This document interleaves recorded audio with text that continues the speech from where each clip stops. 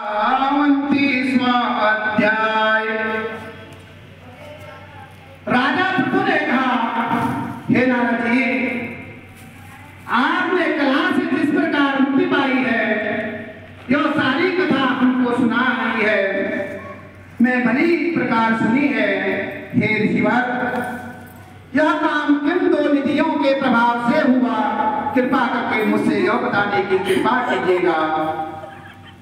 कृष्णानिधि साक्षात भगवान श्री कृष्णचंद्र जी महाराज का शरीर और बेणी नामक नदी भगवान शंकर का शरीर है।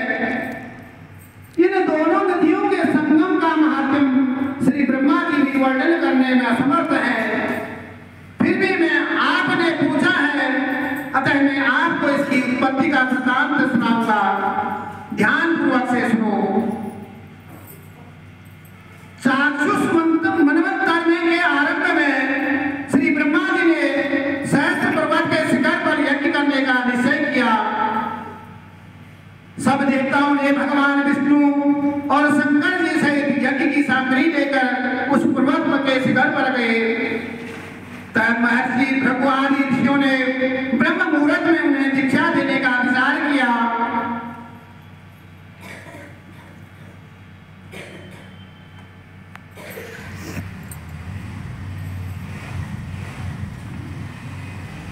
इसके बाद उन्होंने श्री ब्रह्मा जी की पत्नी को बुलाया। वह बड़ी धीरे धीरे आ रही थी। भृगु जी ने विष्णु जी से पूछा, हे प्रभु, आपने त्वरा को बुलाया था, वह क्यों नहीं आई? ब्रह्म मुहूर्त टल रहा है। इस पर भगवान विष्णु ने कहा, यदि त्वरा यथा समय यहाँ नहीं आई तो आप गायत्री को ही स्त्री मानकर दीक्षा विधान कर दीजिएगा। क्या गायत्री पुण्य कर्म में ब्रह्मा जी की स्त्री नहीं हो सकती? नारद जी बोले, भगवान शंकर ने विष्णु जी की बताए बात का समर्थन किया। यह सुनकर भृगु जी ने गायत्री जी को ब्रह्मा जी की दाईं ओर बिठाकर दीक्षा का विधान आरंभ कर दिया। ऋषि मंडल गायत्री को दीक्षा दी दे ही रहे थे, इतने में त्वरा भी यज्ञ मंडल में आ पहुंचे। ब्रह्मा जी के पास में श्री गायत्री जी को बैठा देकर ईर्ष्या से क्रोधित होकर त्वरा ने कहा, जहां पूज्यों की पूजा होती हो और पूज्यों को प्रतिष्ठा होती हो, वहां पर दुर्भिक्ष, मृत्यु तथा भय तीन अवश्य हुआ करते हैं। यह गायत्री ब्रह्मा जी की दाईं ओर मेरे स्थान पर बैठी है। यह अदृश्य बहने वाली नदी होगी। आप लोगों ने इस पर जो मेरा स्थान बैठाया है, आप भी सब इसके जड़ रूप नदियां होंगी। नारद जी ने राजा पृथु से कहा, हे राजन, इस तरह त्वरा के श्राप को सुनकर गायत्री मारे क्रोध में अपने होंठ काटने लगी। देवताओं ने मना करने पर भी उठकर त्वरा ने को श्राप दे डाला। गायत्री ने कहा, ब्रह्मा जी जैसे तुम्हारे पति हैं, वैसे मेरे भी पति हैं। तुमने व्यर्थ ही श्राप दिया है, अतः तुम भी नदी हो जाओ।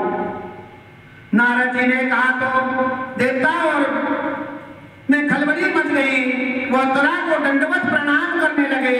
हे देवी, तुमने जो ब्रह्मा आदि सब देवताओं को श्राप दिया है, इससे जड़ रूप नदियां हो जाएंगी, तो फिर निश्चय ही तीनों लोग नहीं बच पाएंगे, क्योंकि यह श्राप तुमने बिना विचारे दिया है, अतः तुम इससे वापस ले लो। त्वरा ने कहा, देवड़ो, आपने यज्ञ के आरंभ में गणेश जी का पूजन नहीं किया है, इसलिए यह विघ्न उपस्थित हुआ है। मेरा यह श्राप कभी खाली नहीं जा सकता, इसलिए आप अपने अंगों से जलभूत होकर अवश्य नदियां बनोगे। हम दोनों सौते भी अपने अपने अंशों से पश्चिम से बहने वाली नदियां बनेंगी।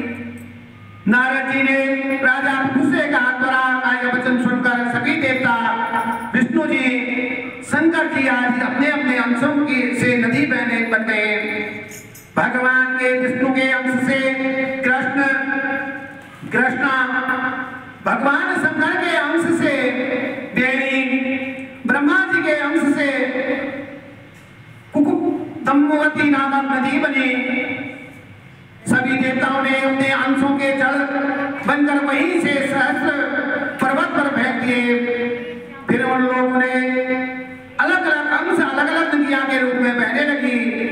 देवताओं के अंश से हजारों की संख्या में पश्चिम में वाहिनी नदियां उत्पन्न हो गई। गायत्री और तुरा दोनों पश्चिम में बहने वाली नदियां होकर एक साथ बहने लगी। उन दोनों के नाम सावित्री पड़ा। ब्रह्मा जी ने यज्ञ स्थल पर भगवान विष्णु और शंकर जी की स्थापना कर दी।